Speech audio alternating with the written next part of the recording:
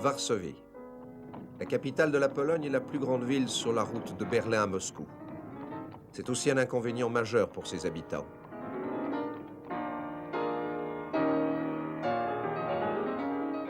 Pendant les années 30 et après la Deuxième Guerre mondiale, la capitale polonaise fut entièrement reconstruite. La plus grande partie le fut dans le même style qu'auparavant.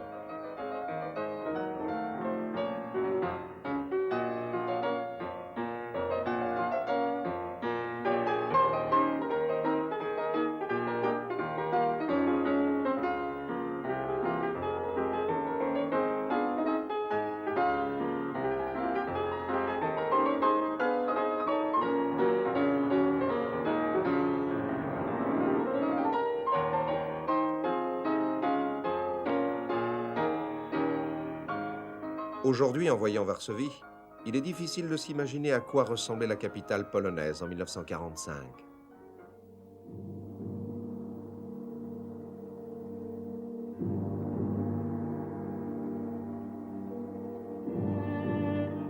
« 90% de la ville est en ruine, détruite en partie par les Allemands quelques semaines avant qu'on les chasse. Détruite en représailles contre les habitants de Varsovie qui résistèrent aux Allemands dans une vaine tentative pour libérer leur ville avant l'arrivée des Russes.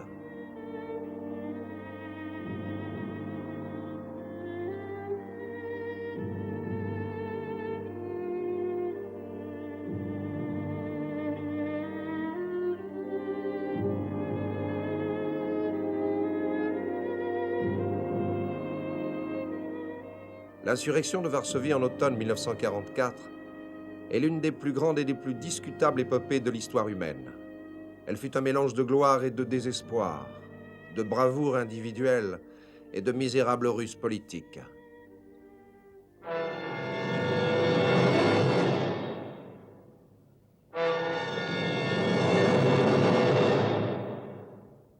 Peu de gens se souviennent que la Deuxième Guerre mondiale débuta à Varsovie, une ville qui à l'époque comptait 1 250 000 âmes.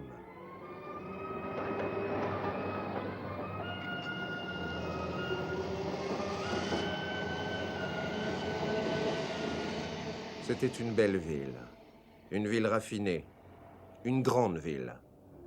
Une ville où vécurent Copernic, Madame Curie et bien sûr Chopin.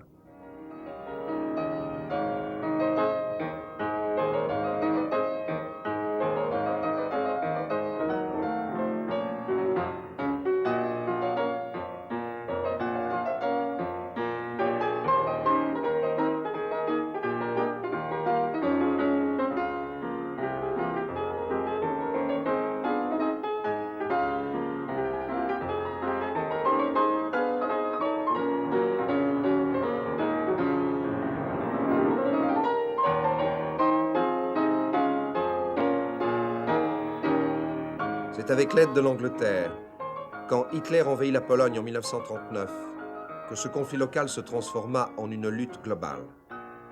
Mais ce ne sont pas les actions britanniques qui empêchèrent les bombes allemandes de tomber sur la capitale de la Pologne.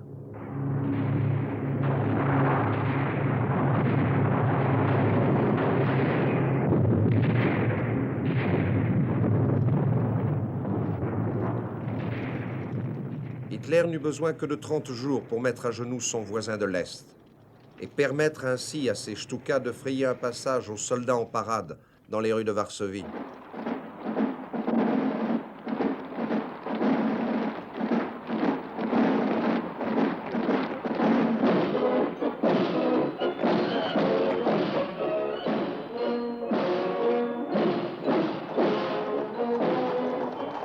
Les Polonais étaient habitués aux conquérants. Dans leur histoire, ils ont rarement goûté à la liberté, pris en tenaille entre les géants allemands et russes.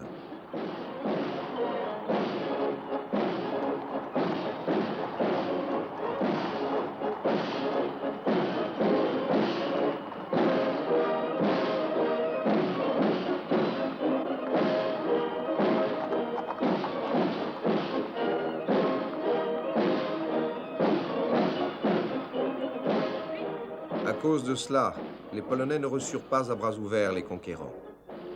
Alors que les troupes allemandes marchaient au pas de loi dans la capitale polonaise, déjà la résistance s'organisait contre Hitler. des représentants des principaux partis politiques polonais se réunirent le jour même dans la chambre forte de la Banque d'État afin de fonder le mouvement de résistance. Les communistes, bien sûr, ne participèrent pas à cette réunion. Beaucoup d'entre eux préféraient oublier que la Russie s'était alliée avec Hitler pour dépecer la Pologne lorsque débuta la Seconde Guerre mondiale. Les Polonais s'étaient vus débarrassés des tsars en 1919, après plus d'un siècle de domination. 20 ans plus tard, en septembre 1939, ils durent subir le morcellement de leur pays par une nouvelle génération de Russes, les bolcheviks de Staline. Une semaine avant la capitulation de Varsovie, un gouvernement polonais en exil avait été formé à Paris sous la direction du général Sikorski.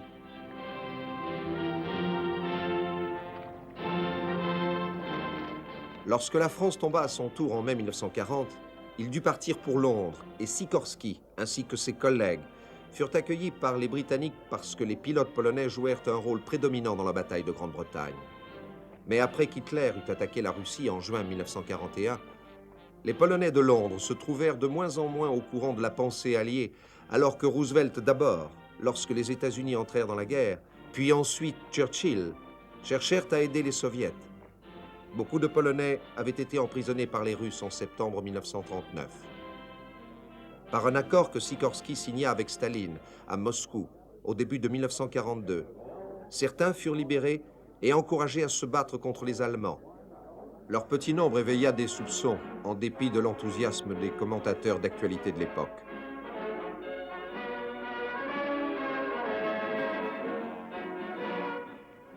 Malgré ses 62 ans, le Premier ministre soviétique est un homme d'État viril et en pleine force de l'âge. Une atmosphère bon enfant et sincère a présidé aux réunions de la Chambre du Conseil de Moscou, ce qui est de bon augure pour le futur. L'avenir de ces Polonais disparus entre les mains des Russes avait été extrêmement raccourci.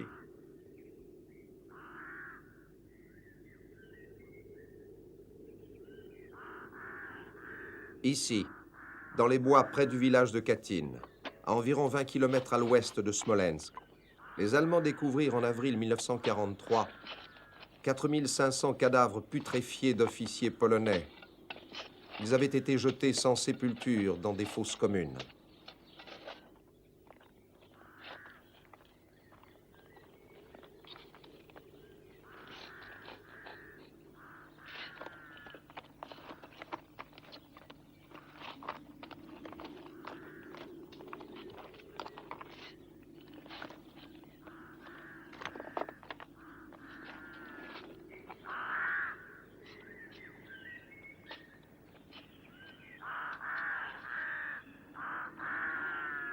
Tous avaient été fusillés, la plupart dans la nuque. Staline prétendait que c'était l'œuvre des nazis, mais les observations des médecins démontrèrent qu'ils avaient été tués 3 ans plus tôt, lorsque la région était sous occupation soviétique. Lorsque les Polonais de Londres demandèrent une enquête par la Croix-Rouge internationale, Moscou refusa de continuer à traiter avec eux, et même l'intervention de Churchill ne parvint pas à réconcilier les deux parties. Les partisans d'Hitler profitèrent de Katyn pour essayer de diviser les Soviets et leurs alliés de l'Ouest. Mais les traitements infligés par Hitler aux Polonais n'étaient pas meilleurs. La nation qui avait tant contribué à la civilisation occidentale était devenue simplement une réserve d'esclaves pour le Reich d'Hitler.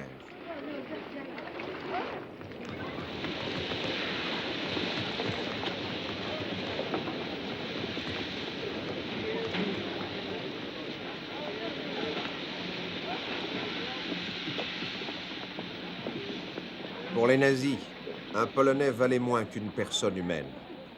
Juifs, gitans et Polonais était une expression répandue chez les nazis.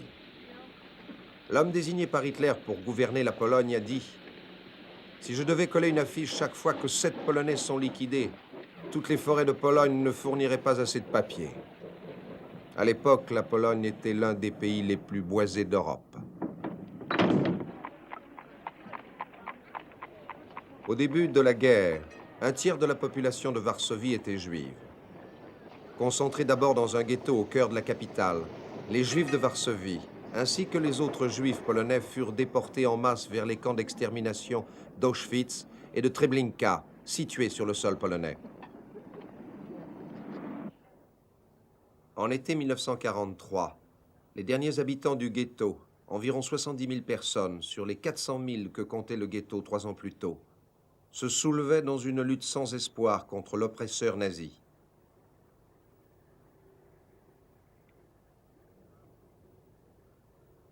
Les rares qui survécurent furent finalement exterminés ailleurs, pendant que le ghetto lui-même, 1/20 de la superficie de Varsovie, était rasé par les acolytes d'Hitler.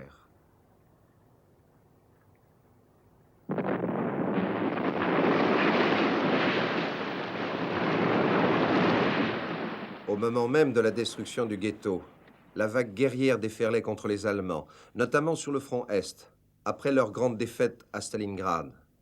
Au début de 1944, les Russes avaient balayé les Allemands du territoire soviétique et étaient entrés en Pologne. Le gouvernement polonais en exil à Londres écrivit à Staline en lui demandant le respect des droits de la Pologne, sans savoir que Churchill et Roosevelt s'étaient mis d'accord avec Staline pour que la Russie garde la partie de la Pologne qu'Hitler lui avait accordée en septembre 1939. Faire plaisir aux Russes était devenu plus important qu'honorer ses promesses. Ce qui était plus alarmant pour les Polonais de Londres, c'est que lorsque les Soviets approchèrent de Varsovie, au lieu d'accueillir les résistants polonais venant à leur rencontre, ils les désarmèrent et les mirent en prison, et dans certains cas les fusillèrent de sang-froid. Lorsque la ville de Lublin fut libérée le 24 juillet 1944, Staline y établit un gouvernement rival à celui de Londres. Un gouvernement communiste, bien sûr. Pour les Polonais non communistes de Londres, le temps commençait à jouer contre eux. Lorsque les Allemands se mirent à saboter les lignes de communication soviétiques, les Polonais de Londres virent qu'un effort était nécessaire pour éveiller la conscience du monde entier.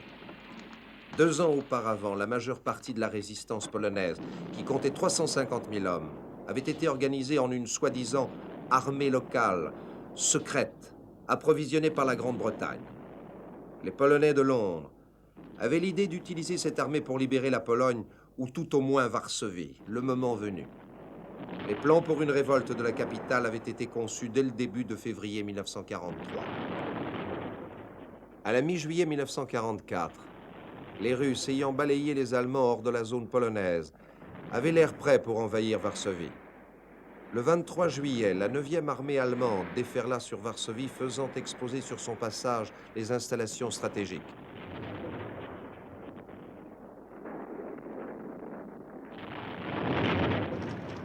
À l'intérieur de la capitale, la Gestapo commençait à brûler ses dossiers.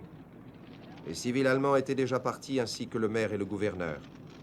La dernière semaine de juillet, il ne restait plus qu'une garnison de quelques 2000 soldats. Pour les habitants de Varsovie, leur libération semblait à portée de main. Zbigniew Bokiewicz se souvient. Il suffisait d'aller dans une des artères est-ouest de la ville pour constater le retrait total des troupes allemandes. On voyait aussi des tas de camions transportant les meubles et les affaires des officiels allemands qui évacuaient Varsovie. Et 2 jours avant l'insurrection, je crois, même la Gestapo quitta les lieux. Monsieur Matejewski nous donne un autre témoignage. Un grand nombre de soldats allemands traversaient la ville, d'est en ouest. Ils étaient en piteux état. Ils utilisaient les charrettes des paysans attelés de mauvais chevaux. Ils étaient blessés. Parfois, des soldats n'avaient pas de chaussures. Alicia Ivanska se souvient aussi. On pouvait voir les tanks et l'armée allemande se diriger vers l'ouest, et une grande peur se lisait sur le visage de ces hommes. Personne n'en doutait, vous voyez. Nous étions sûrs que les Allemands fuyaient, et nous étions sûrs que le front russe se rapprochait. Nous entendions de temps en temps le bruit des canons à l'est.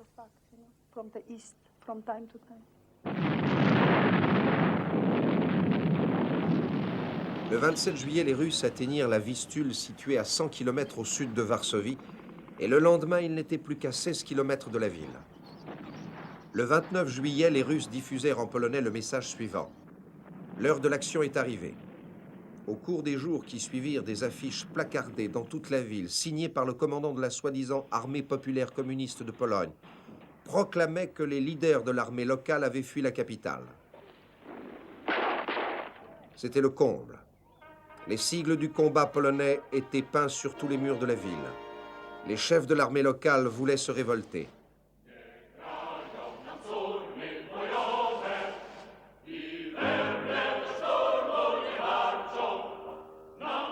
À Après de longues années d'attente, la vie devint stimulante pour les habitants de Varsovie. Monsieur Bokiewicz était parmi eux. Nous étions absolument transportés de joie, car pour la première fois, nous pouvions nous déplacer et parler librement. Nous étions libérés de la Gestapo qui traînait sans cesse autour de nous depuis l'occupation allemande. Monsieur Matejewski se rappelle aussi ces instants.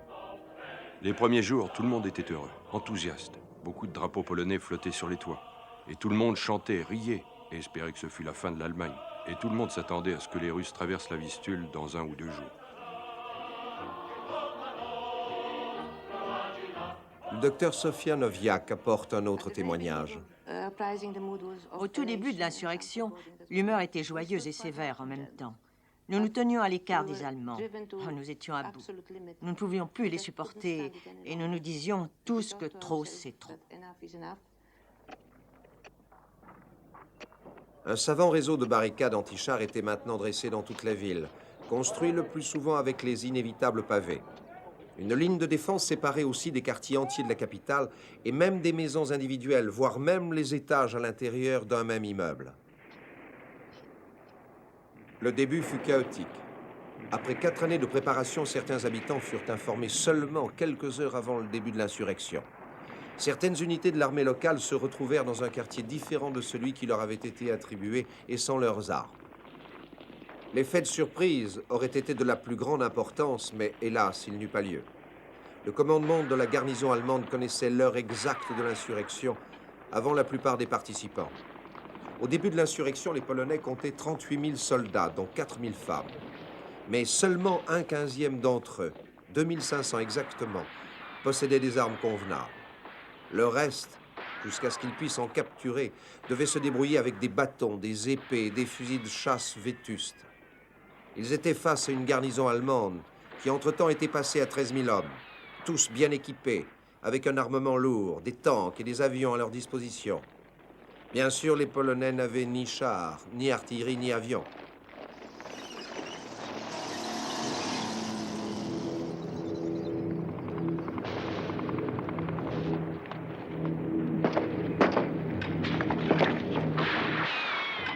Le premier jour ne fut pas une réussite pour les Polonais. Ils n'atteignirent aucun de leurs objectifs majeurs et ils perdirent 2000 morts ou blessés, près d'1/6 de leur effectif, alors que les Allemands perdirent au plus 500 hommes. Il y eut des prisonniers dans les 2 camps. La scène était en place pour une macabre danse de mort.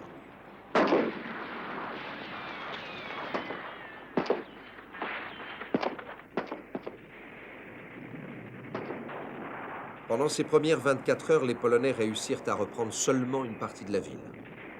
Les Allemands contrôlaient toujours les ponts sur la Vistule, l'électricité, les gares, les aéroports ainsi que le central téléphonique. Comme le téléphone les trahissait et comme ils ne possédaient qu'un équipement radio de fortune, les Polonais devaient compter sur un groupe de braves filles transformées en messagères. Beaucoup d'entre elles ayant perdu la vie. Lorsqu'ils reçurent une radio convenable, ils appelèrent Londres pour réclamer immédiatement de la nourriture et des armes. Ils demandèrent aussi qu'une offensive soit lancée tout de suite du côté russe et que le régiment de parachutistes polonais soit largué au-dessus d'un des parcs de la ville. Même si cela était physiquement possible, le régiment avait été désigné pour d'autres exploits plus proches du cœur anglais, Arnhem.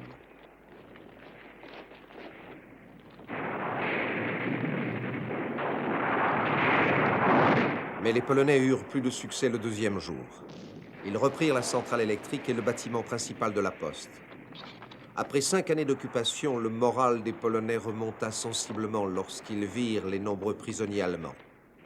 Ils s'étaient également approprié un stock d'uniformes ennemis qu'ils endossèrent pour créer une confusion générale, même s'ils portaient des brassards aux couleurs polonaises, rouge et blanc.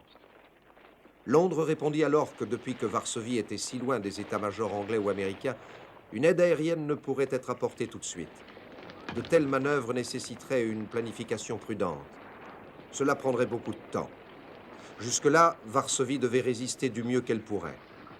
Pour le moment, la garnison allemande semblait se contenter de contenir les Polonais. Aucune contre-offensive n'avait commencé. Et lorsqu'Hitler apprit la nouvelle de l'insurrection, il ordonna que les Polonais soient éliminés et leurs villes rasées à titre d'exemple pour le reste de l'Europe occupée. Cette tâche fut confiée à Heinrich Himmler, commandant en chef des SS. Tout ceci n'était pas connu des défenseurs de Varsovie alors qu'ils se prélassaient sous le doux soleil d'août. Ils ne savaient pas non plus qu'Hitler avait définitivement décidé de défendre Varsovie et qu'il avait dépêché ses meilleures troupes quelques jours avant le début de l'insurrection. Après avoir attendu si longtemps, les dés étaient jetés pour les Polonais. Les nouvelles recrues de l'armée locale manquaient d'entraînement. On s'avisa de l'opportunité d'une instruction sur le maniement des armes.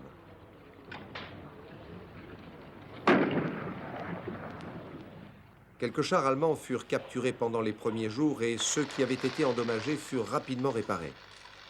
Les piteux spécimens avec l'aigle blanc de la vieille Pologne, fièrement peints sur leurs flancs, étaient prêts à affronter les panzers allemands.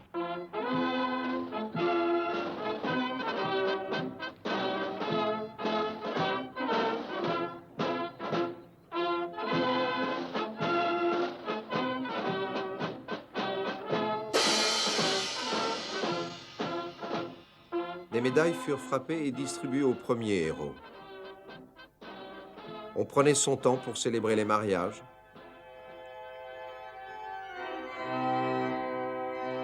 Après avoir mis de côté ces terribles années d'occupation allemande, la vie culturelle polonaise fit un bond en avant. Bien sûr, les enfants ne furent pas oubliés.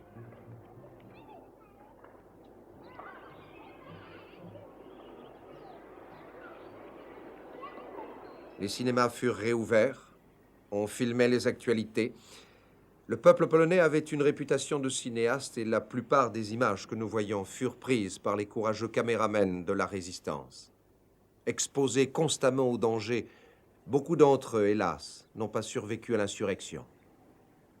Tout le monde commençait à publier des journaux. Tous les jours, il y avait des conférences de presse de chaque parti politique. Les journaux et même les périodiques furent publiés pendant l'insurrection. Ce fut une renaissance de la presse polonaise qui était jusque-là clandestine et en plus petit nombre. Et tous les journaux furent largement lus par la population de Varsovie. Bohdan Langhammer. Il y avait toujours un ou deux concerts organisés chez des particuliers. Je me souviens d'un de ces concerts dans un beau salon, dans le style typique de l'avant-guerre, qui avait résisté d'une manière ou d'une autre, et d'une dame âgée qui jouait du Chopin.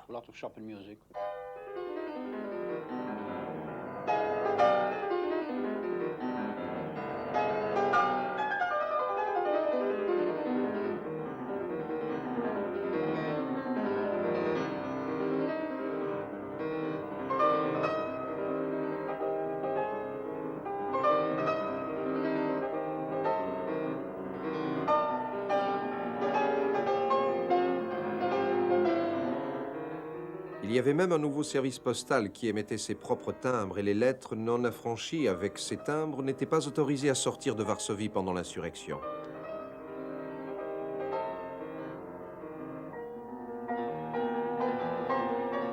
Le courrier était pris en charge par les scouts qui défiaient les balles allemandes, descendaient dans les souterrains et rampaient dans les égouts pour être sûrs que la lettre arriverait à destination avant la nuit. C'était gratuit, mais on encourageait les destinataires à donner des livres pour occuper les blessés. Un véritable labyrinthe de tunnels traversait les lignes allemandes et polonaises et surgissait de terre dans la partie libre de Varsovie. Il était emprunté non seulement par ses postiers, mais aussi par les messagères délivrant les plis entre les unités. Les munitions étaient convoyées de la même façon.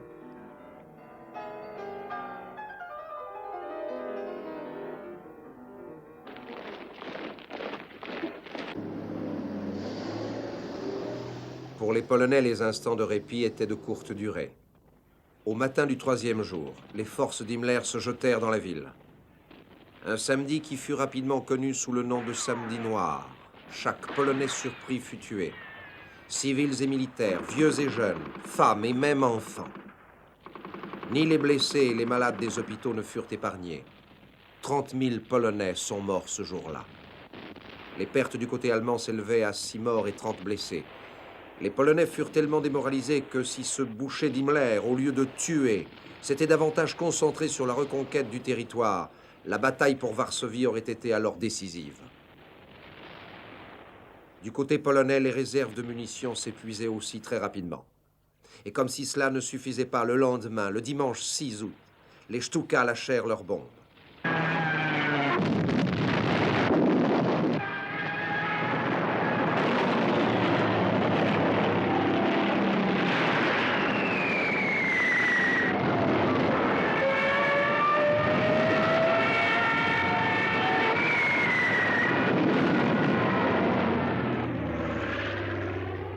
Le bombardement du 6 août anéantit le système de communication des Polonais et fit des ravages derrière leurs lignes. Les atrocités du samedi noir et les bombardements dévastateurs du dimanche ne firent que renforcer le fanatisme des combattants polonais. L'armée allemande, informée de ces atrocités, essaya de les stopper. Sûrement pas pour des raisons morales, mais plutôt pour une meilleure efficacité militaire.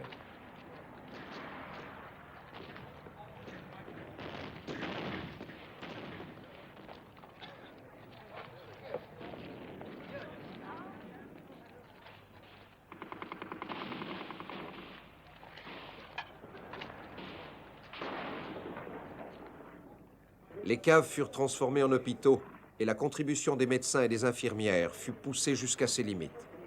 Les réserves de médicaments et de vêtements s'épuisaient et les bandages en tissu furent vite remplacés par des bandages de papier. De temps en temps, des cérémonies funéraires étaient organisées. Nous écoutions avec attention. Quelqu'un récitait un poème. Le prêtre disait quelques mots à propos du héros mort. Et même si les bombes allemandes nous étaient tombées dessus, nous n'aurions pas bougé, vous voyez. Et ce genre d'attitude dans la vie quotidienne est pleine de grandeur. Et nous la considérions comme naturelle. Alors, lorsque le danger arrive, on ne peut pas vraiment changer son comportement.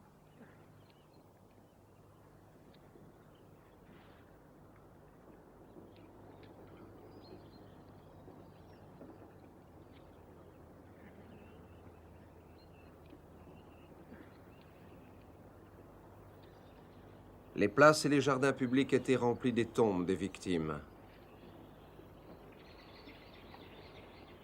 40 000 Polonais étaient morts durant la première semaine de l'insurrection.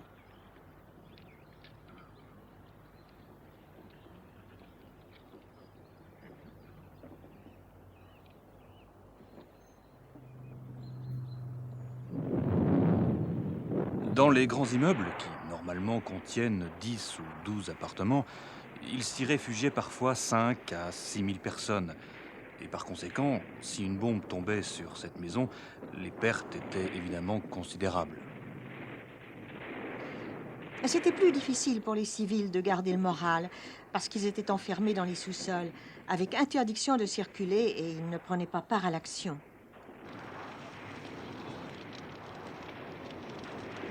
Malgré les horreurs que vous connaissez, le spectacle du feu, de la fumée, des incendies et de cette grande tragédie des bâtiments en flammes, avec en même temps l'héroïsme de la ville, tout cela fut extrêmement impressionnant du point de vue esthétique.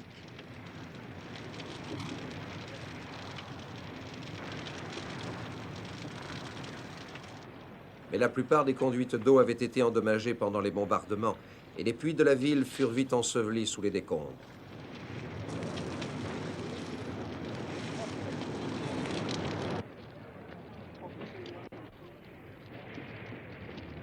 L'eau dut rapidement être rationnée.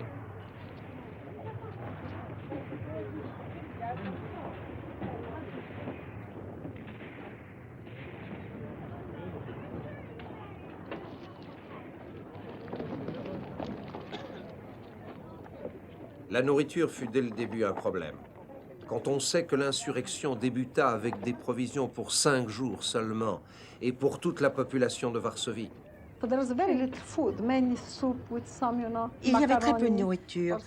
C'était surtout de la soupe avec, vous savez, des macaronis, du kasha et des trucs de ce genre-là. Dans ces circonstances, on ne pense pas beaucoup à la nourriture. On se sentait faible physiquement et parfois on avait une sorte de nausée provoquée par la faim. Vous voyez, c'est tout. Nous n'avions pas beaucoup de viande. Parfois, quelqu'un tuait un cheval ou un chien et j'arrivais à manger du cheval, mais à contre-cœur. J'en avais l'habitude parce que pendant la guerre, de temps en temps, ma grand-mère habitait là et elle faisait du steak de cheval, vous voyez. Mais quand ils commencèrent à tuer les chiens, J'aime beaucoup les chiens. Je me serais sentie cannibale en mangeant du chien. Alors je n'ai jamais essayé. Mais je sais que des gens encore plus affamés que moi l'ont fait. Dr Stislav Sutorovsky. Il n'y avait pas de rats à Varsovie. La ville était en flammes. La ville brûlait. Les rats sont sans doute partis à cause de la chaleur. Les réserves étaient pleines de sucre, du sucre en morceaux. Alors on mangeait du sucre en morceaux, ainsi ça nous nourrissait à peu près. Et l'alcool aussi était vraiment en grande quantité. Certains même se baladaient, je me souviens, avec une bouteille en buvant à petites gorgées.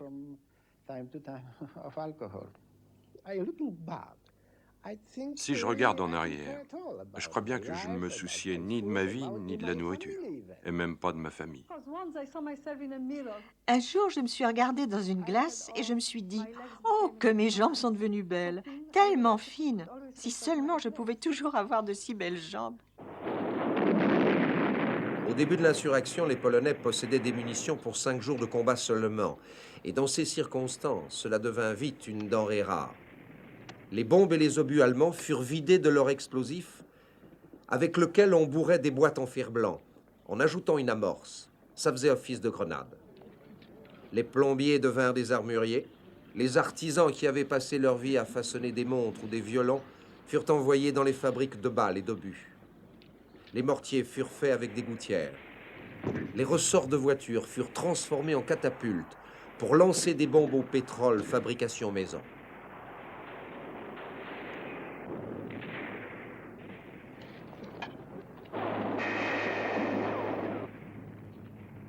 Après le bombardement du 6 août, à la demande des Polonais de Londres, des avions anglais assurèrent la couverture aérienne de temps en temps. Mais les pertes étaient immenses et la majeure partie du ravitaillement tombait entre les mains des Allemands. Churchill demanda à Staline d'aider les Polonais, les Russes étant plus proches. Mais Moscou fit la sourde oreille.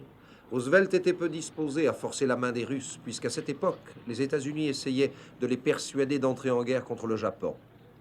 Mais le soutien aérien ne faisait qu'augmenter le moral des Polonais, et l'équipement anti-char ainsi obtenu leur fut très utile lorsque les Allemands utilisèrent leurs blindés.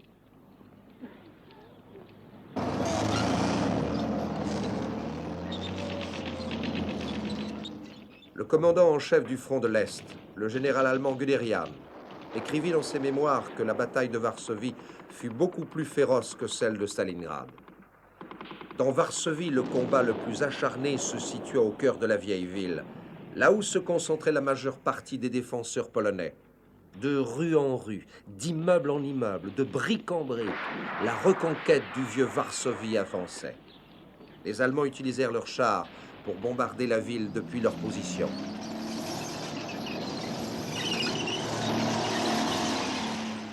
La résistance polonaise était dure et les pertes du côté allemand étaient importantes. La plupart des pertes allemandes étaient dues aux tireurs polonais embusqués dans les ruines des immeubles. Les munitions devenaient rares. Le slogan polonais devint à cette époque « Un Allemand pour chaque balle », et ce fut presque le cas pendant le combat de la vieille ville. Les Polonais remportèrent un succès, surtout le 20 août, lorsqu'ils occupèrent le central téléphonique, d'où des fanatiques ukrainiens de l'armée allemande harcelaient les défenseurs de la vieille ville. Quelques jours plus tard, le QG de la police allemande fut pris d'assaut. Les prisonniers polonais furent libérés et des munitions furent distribuées.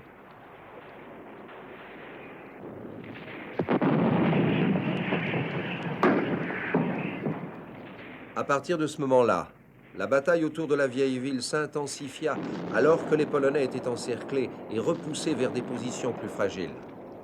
Les Allemands avaient doublé leurs effectifs, passant à 30 000 hommes ou plus.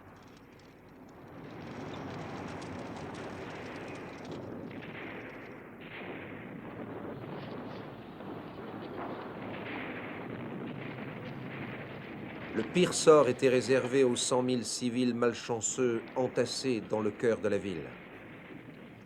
Ces bombardements étaient ininterrompus, vraiment ininterrompus. Vers la fin de mon séjour dans la vieille ville, je ne les entendais même plus. Les tirs d'artillerie étaient permanents. Les tirs des mortiers étaient permanents. Les chars arrivaient et bombardaient n'importe quoi. Vers la fin, le combat se livrait de maison en maison. Dans la cathédrale Saint-Jean, les Allemands se trouvaient au Grand Hôtel et nos troupes au niveau du chœur.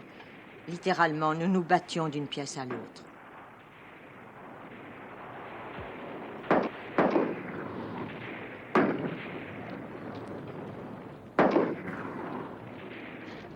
Il y avait des morts partout, mais on les recouvrait avec des journaux et on essayait de ne pas les regarder. J'ai été écœuré. Il y avait constamment cette odeur de cadavres qui brûlent, et aussi cette odeur des chevaux en décomposition, ou brûlés. Tout brûlait. Il faisait très chaud. Un mois d'août et de septembre très chaud. Pas la moindre goutte d'eau, ce qui était terrible pour nous. Parce que s'il y avait eu des nuages, il n'y aurait pas eu d'avions allemands détruisant les maisons, puis les églises et les grands immeubles. Parce qu'en attaquant des objectifs vitaux, ils tuèrent plus de monde.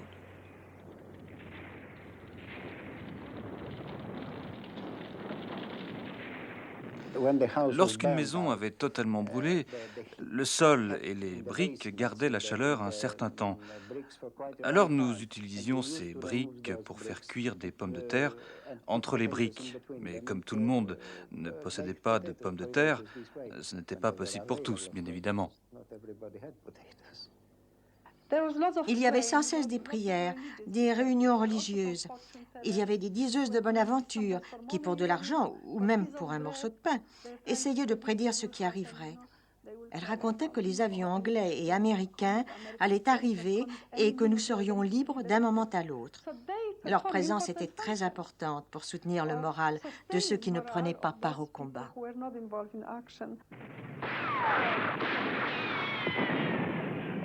De temps en temps, des émissaires pour la paix étaient envoyés par les Allemands dans la vieille ville. Mais le fait de se rendre n'intéressait pas les Polonais. D'autant plus qu'ils n'avaient pas été reconnus par Hitler comme combattants engagés dans un conflit et qu'ils n'avaient donc pas le statut de prisonniers au regard de la Convention de Genève. Les Britanniques menaçaient les prisonniers allemands retenus en Grande-Bretagne si les Polonais n'étaient pas traités décemment. Les Allemands ne lésinaient pas sur les moyens. Ils avaient même installé leur mortier géant Thor pour ajouter encore au malheur des infortunés défenseurs de la vieille ville. Utilisé seulement pendant le siège de Sébastopol, Thor devait être mis à feu à 2,5 km du but. Chaque obus pesait plus de 2 tonnes et pouvait traverser 2,50 m de béton.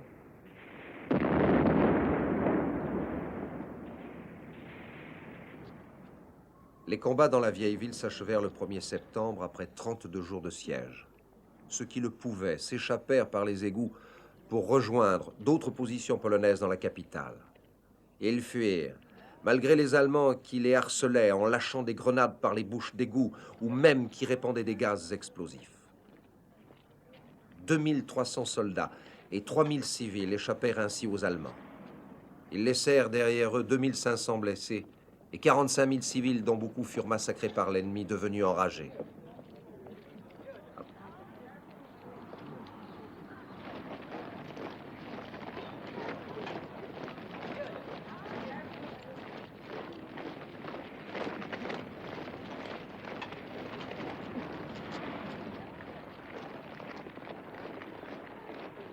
Après la chute de la vieille ville, les Polonais pensaient sérieusement à se rendre, d'autant que les Allemands leur reconnaissaient maintenant le titre de combattants. Mais soudain, le 10 septembre, les Soviétiques renouvelèrent leur offensive contre Varsovie et offrirent leur aide aux Polonais assiégés. Soutenu par l'opinion publique britannique et embarrassé par la situation critique de Varsovie, Churchill avait harcelé Staline, bien que le dirigeant soviétique ait surnommé les défenseurs de la ville d'aventuriers criminels. La reconnaissance aérienne allemande avait établi que les Soviétiques disposaient de 60 terrains d'aviation, d'où 2400 avions pouvaient aisément atteindre Varsovie. Le 13 septembre, quelques avions russes effectuèrent des raids au-dessus de Varsovie. Atterrissant sans parachute, la plupart du matériel qui n'était pas tombé entre les mains des Allemands était trop endommagé pour être utilisé. Quelques chasseurs soviétiques firent des apparitions au-dessus de la ville pour décourager les Stukas. Quelques obus soviétiques tombèrent sur les positions allemandes. Le même jour, l'armée rouge, qui regroupait aussi les unités polonaises communistes, repoussèrent les Allemands sur l'autre rive de la Vistule, au-delà de Varsovie. Le lendemain, les Allemands firent sauter tous les ponts. Le 16 septembre, certaines unités polonaises essayèrent de traverser la Vistule pour rejoindre les défenseurs de la ville. Mais ils perdirent beaucoup d'hommes en raison de leur manque d'entraînement et de leur inexpérience. Ils furent de nouveau repoussés sur la rive droite. Les Russes ne répétèrent pas ce geste. Staline jugeait qu'il en avait suffisamment fait pour satisfaire Churchill.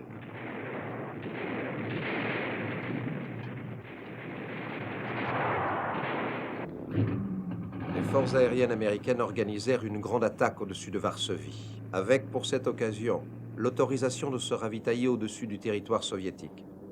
110 forteresses volantes décollèrent d'Angleterre. Plus de 1000 parachutistes sautèrent. Malheureusement, plus de 90% d'entre eux tombèrent entre les mains ennemies à cause de l'exiguïté du territoire tenu par les Polonais. Pendant un moment, cette action stimula le moral des défenseurs, mais hélas, cela ne dura pas. La garnison allemande, subitement réalimentée par le matériel saisi aux Américains, se trouvait en outre renforcée par les éléments de ces unités repoussées derrière la Vistule sous l'action de l'armée rouge. Les défenseurs de la ville se trouvaient ainsi doublement en difficulté et leurs poches de résistance tombèrent une à une lorsque les implacables panzers pilonnèrent immeuble après immeuble. Mais à part les munitions qui avaient pratiquement disparu, la chose que tous les Polonais avaient perdue, c'était leur ferveur. L'insurrection inspira de nouveaux chants patriotiques.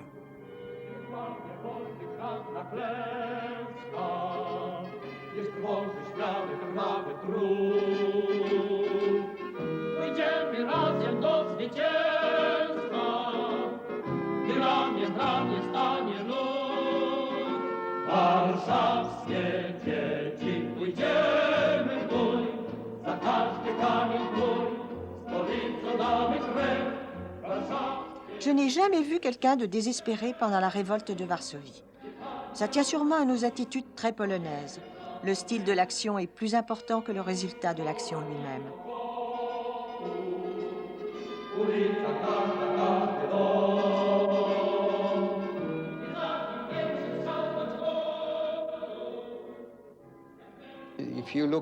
Si vous regardez l'histoire polonaise, vous verrez que nous avons commis ces actes de folie depuis 1797 pour défendre notre indépendance.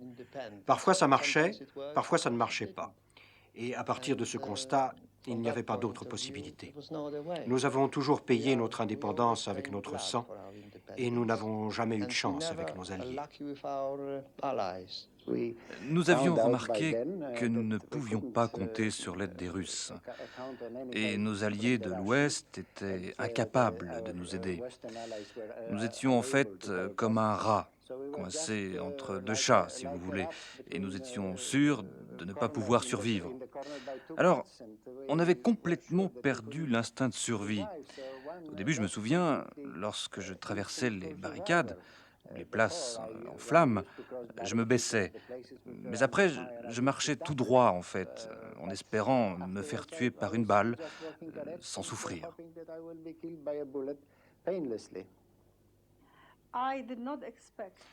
Je ne comptais pas sur l'aide des Russes parce que l'insurrection a été dirigée contre l'Allemagne et la Russie. Nous voulions libérer notre propre capitale. Quand je montais au sommet d'un immeuble de 5 étages, je pouvais voir la première armée polonaise sous le contrôle des Russes, qui se lavait dans la Vistule, sur la rive opposée.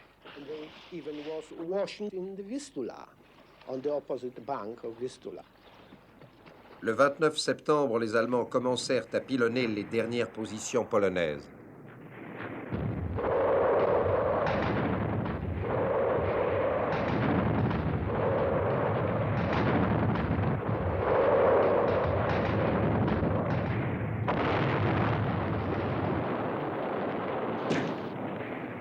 Du côté polonais, des tentatives pour négocier une capitulation avaient commencé. L'intermédiaire était la présidente de la Croix-Rouge polonaise, la comtesse Tarnowska. Pour les civils de Varsovie, les derniers jours de la lutte furent les pires, puisqu'ils n'avaient ni nourriture, ni eau, rien. La fin arriva le 4 octobre. D'abord, les Allemands permettèrent aux civils de quitter les lieux. L'histoire de la révolte se lisait sur leurs visages terrifiés.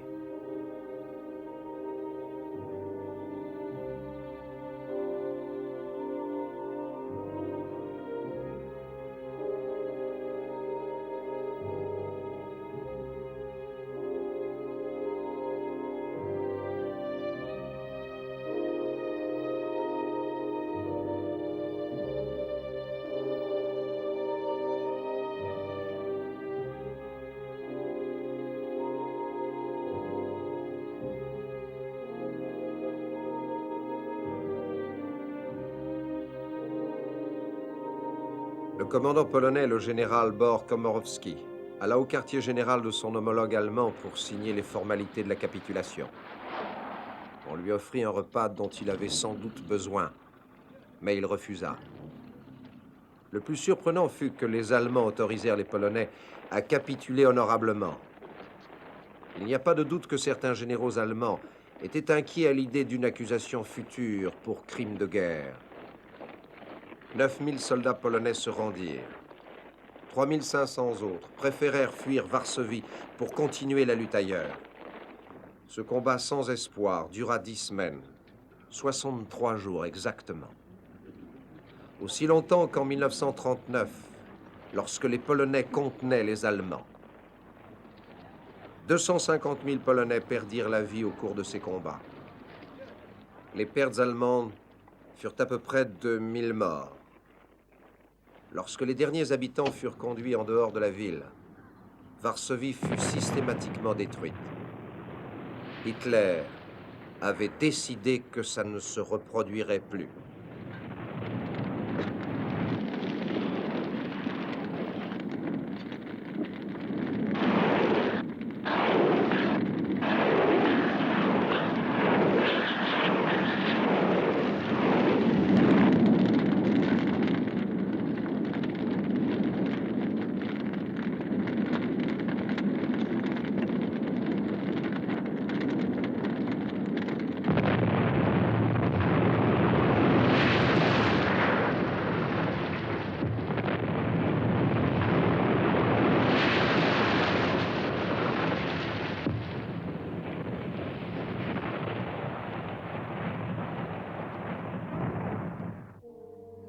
Quelqu'un a dit, si vous prenez une poignée de terre de Varsovie et que vous la pressez, il en coulera du sang.